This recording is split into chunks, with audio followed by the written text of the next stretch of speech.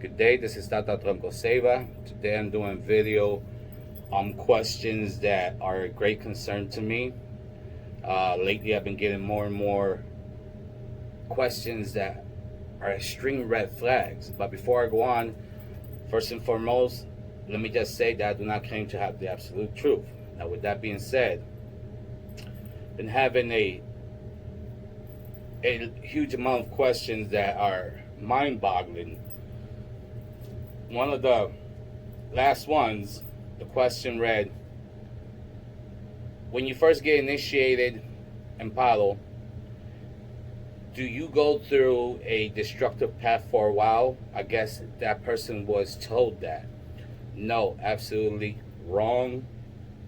That should never happen. If you are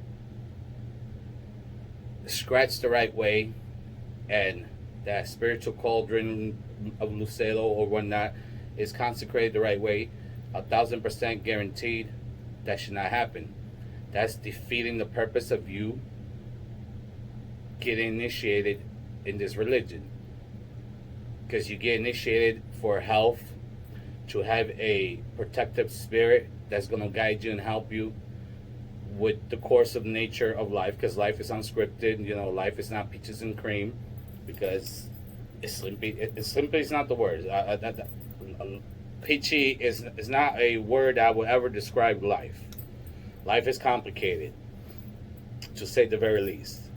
Now, if this person's being told by their elders, oh yeah, you're supposed to go through a period, you're supposed to be on a very destructive path for X amount of time before you start walking in life,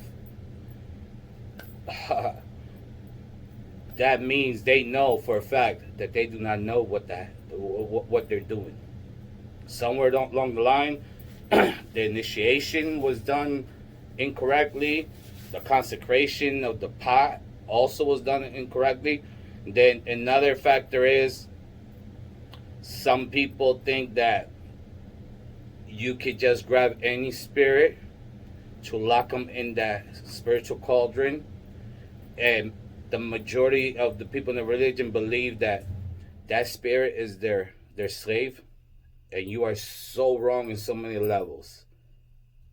First of all, you have to get a spirit that recognizes the fact that he or she wants to be your guardian, your protector. So you have to look at this spirit as your father, your mother, your brother, your sister, your cousin, your judge, your lawyer, whatever the case may be. And nowadays they look at it if that spirit is their slave, which they tend to, typically when you are a slave owner, you have no regard for that person's life whatsoever, their feelings or whatnot, their hardships, and you treat them like below than an animal. And now these religious people think they could do the same thing with the spirit. Now what happens is, you consecrated that pot incorrectly, so even in NSAMBI's eyes, that pot is not valid. You know what I mean? That's voided. So that means that spirit that's pissed off in there to begin with, because it's being forced to do something against its will, now can come, turn around and tear this person's life up, because it's not bound by NSAMBI's law to sit there and do its owner's bidding. But like I said, you gotta treat them like they're your brother, or whatever the case may be. It's not. You can't look at this spirit. That's the wrong way to do it. So what this spirit does, it can actually lead this cauldron, go out there, get the darkest entity they can find out there, bring that back home, and start destroying people's lives, their health goals. I mean, you could be up for days not being able to sleep. You're constantly on edge. You're arguing with yourself. You're arguing with your family. Whatever the case may be, you make $100 today. Tomorrow, you have to spend $300. Instead of taking one step forward, you're taking 10, 15 steps backwards. That should never happen if all these procedures were done correctly. Now, another disturbing thing is, Palo Mayombe has its own unique divination system called the CHAMALONGOs, which are the 4 hard pieces of coconut, the coconut shells. Now, I was talking to somebody. This person told me that his godmother consecrated the plants and herbs to make the spiritual bath,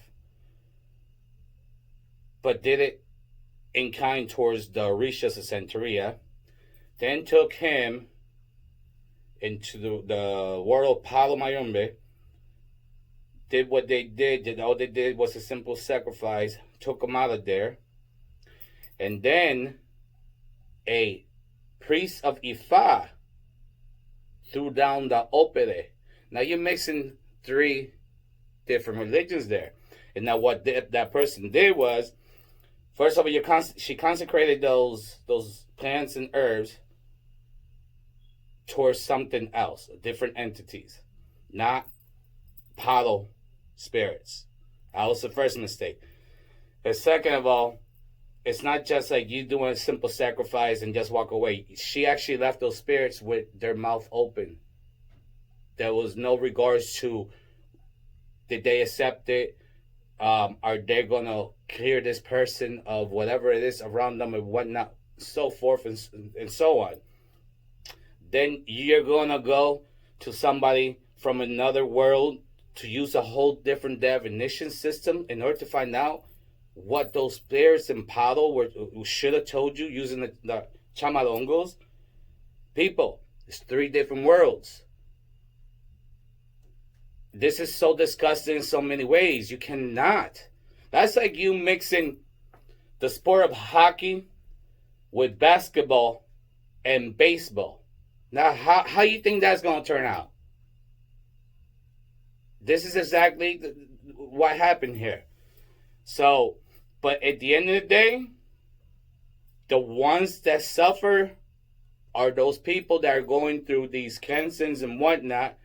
Even though their heart is set in the right place with their faith, the outcome is going to come out real bad against them, because these people behind these ceremonies, these rituals, are, I don't know what the hell they're doing. They're creating their own rules and regulations. There's rules set hundreds and thousands of years. You can't divert yourself from that. I understand it's 2021, but this is how we survived this long. Stick to the origin, stick to our rules, and everything will be all right. Don't try to invent a new religion. You can't reinvent the wheel. It's already invented. So this is what I had to get off my chest. There's so much things going on, and what's sad is there's so many beautiful people with so much faith in the religion, and they're the ones that are out. They're hung out to dry. Until next time, may NSAMBI bless you and yours. Assalamu alaikum.